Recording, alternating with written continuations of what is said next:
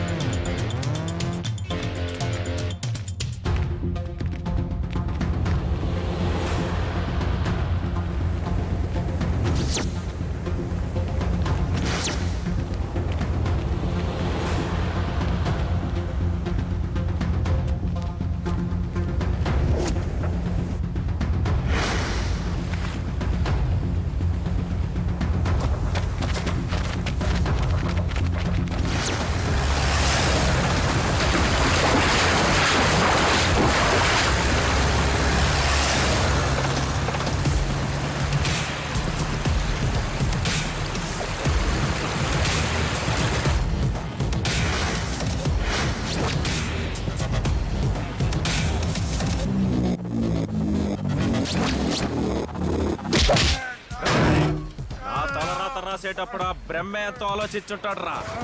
అలాంటిది నా గురించి న్యూస్ రాసేటప్పుడు నువ్వెంత ఆలోచించాలరా? నిజాలు రాసేటప్పుడు, నీలాంటి దుర్మార్గుడు గురించి రాసేటప్పుడు నేను పెద్దగా ఆలోచించను రా. నా చేతిలో పెన్ను, రాసే దళ్ళు ఉంటే చాలురా. కత్తి కన్నా కలం గొప్పదనే బ్యాచా నువ్వు? కానీ నా గురించి రాయాలంటే కలంతో కాదురా, కత్తితో రాయాలి. అది కూడా నేనే రాయాలి. ఇలాంటి కత్తులకి, నీలాంటి వెధవలకి నాలాంటి నిజాయితీ గల రిపోర్టర్లు భయపడర్రా. నిజాయితీగా రాసే ప్రతి ఓడు పైకి వస్తాడో లేదో గానీ ఆ విషయంలో నిజాలు రాస్తే ఖచ్చితంగా పైకి పోతాడో. అల్లు బాబు చూస్తే జాలేస్తుంది. ఆడికి ఒక ఫ్యామిలీ ఉంటుంది కదా, ఈసారి వదిలేడు. ఈ దుర్గాకి మొదలు పెట్టడమే తెలుసు, వదిలిపెట్టడం తెలీదు.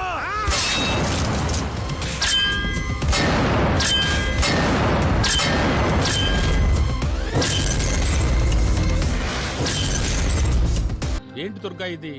ఈ మధ్య నీకు దూకుడు బాగా ఎక్కువైంది. ఎవడన్నా చంపేటప్పుడు ఆడి బ్యాక్గ్రౌండ్ ఏంటి, ఆడెక్కడి నుంచి వచ్చాడు అని ఆలోచించవట్రా?